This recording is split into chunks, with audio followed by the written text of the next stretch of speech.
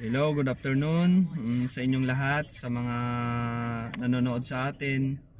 Welcome sa Road Trip TV.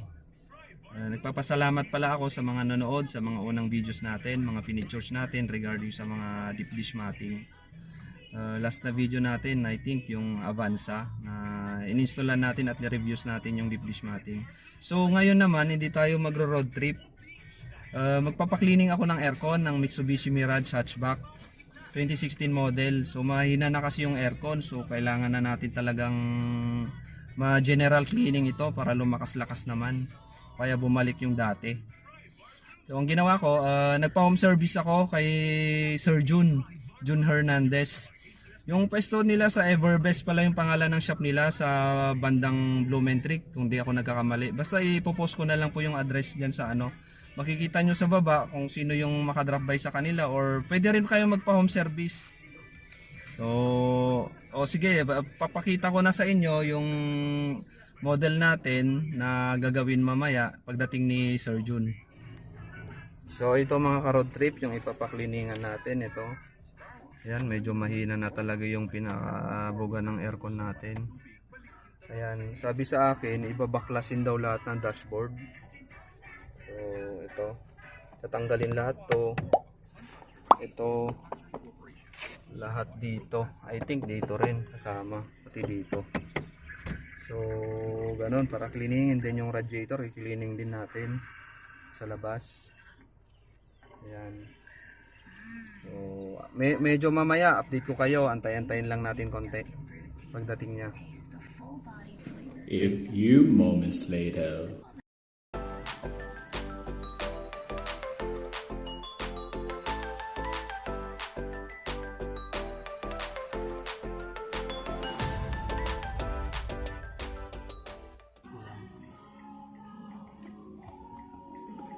Pero yung filter na ano mo na, napagpag mo, diba? Actually, ako na nag-ano yung filter niyan, tapos pinapagpagan ko lang. Subok mo nga ulit. Ha? On mo nga ulit.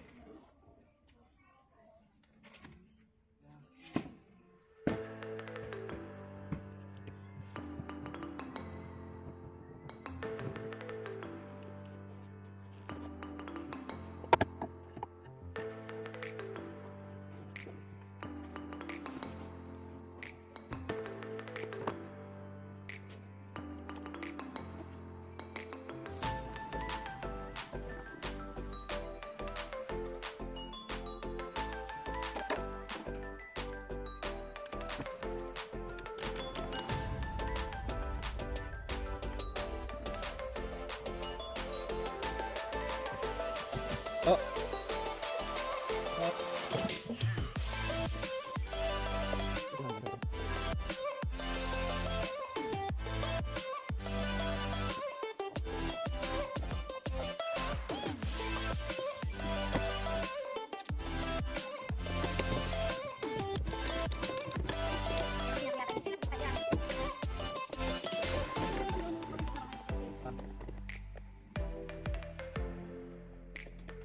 Sama tayo rin.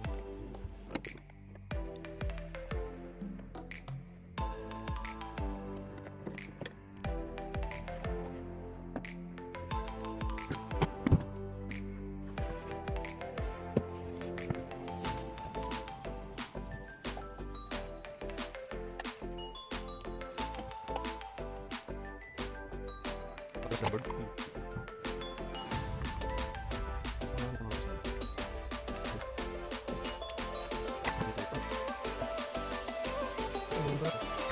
Ito.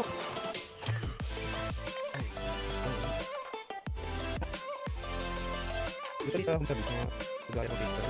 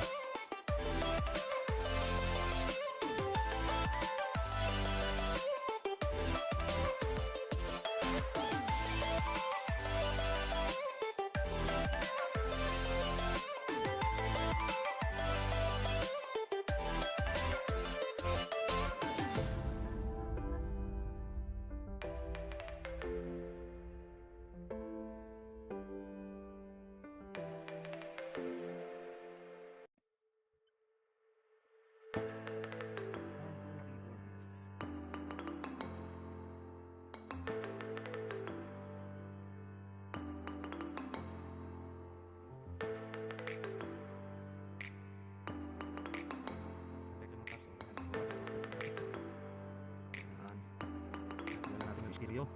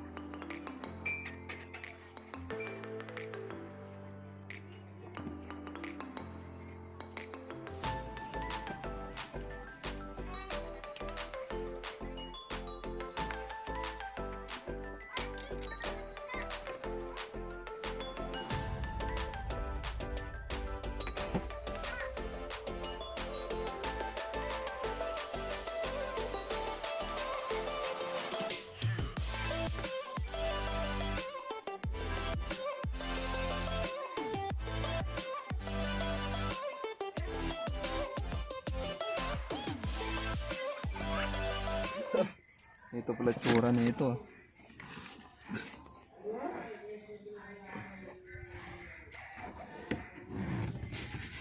Okay, ganito pala itsura niya pag nabaklas talaga, oh. Pang malayong malayo pagka mayroong dashboard. Kotse. Mukha nang hindi kotse. Ito mga paps, totally talaga tanggal na yung dashboard natin. Yan ang itsura.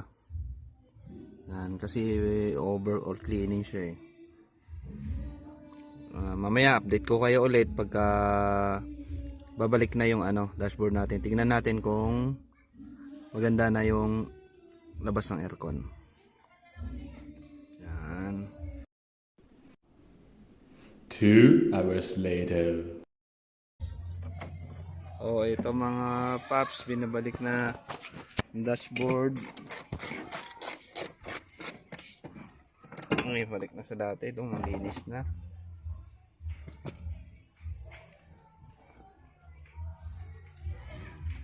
Ano yung blue? Okay. Saan yung blue?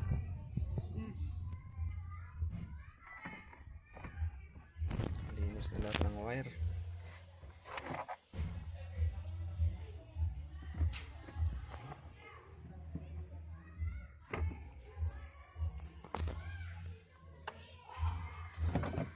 Later. Okay mga paps, tapos na tayo.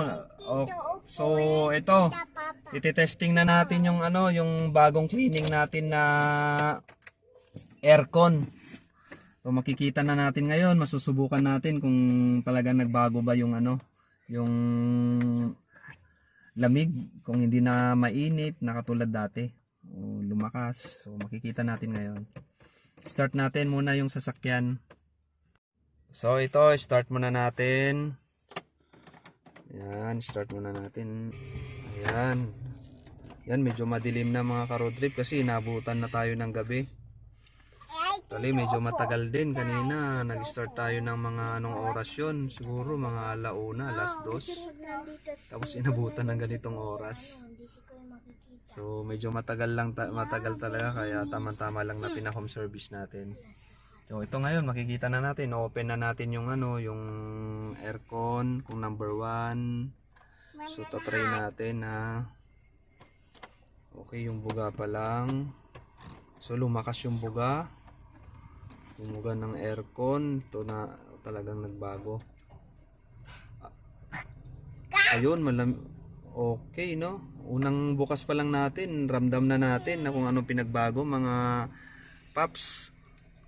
Ayan. So, masasabi ko ito na success. Hindi ako nagkamali na pagpili kay Sir Jun. So yan, talagang okay. So i-testing naman natin yung number 2. Dami oh. Ayan mga paps. Yeah. Okay talaga, talagang ano. Dami pa oh, dami. Talagang maganda, maganda mga paps. Say. Ayan, ang lakas, malamig na. Lamig. Ayun, number 3 natin, sobrang lakas. So kahit nasa likod ka na ito, ramdam mo pa rin yung sobrang lamig. Ayan, tamang-tama na to sa mga susunod natin ng mga video, sa mga pagro-road trip natin. Kasi ito yung madalas nating gagamitin. Itong mirage natin na hatchback. Kasi syempre ito yung pinaka-efficient sa sobrang mahal ng gas na yun. Ayun, number 4, talagang ano na, hindi na natin magagamit yung siguro to gaano kasi sobrang lakas na eh. So, sa akin kasi pagka yung aircon malakas naman, okay naman. Hanggang na actually, kahit natanghaling dapat naka number 2 pa lang ako, okay na sa akin. So ito siguro number 2 pa lang to, okay na. So talagang maganda ano. Ayan mga paps.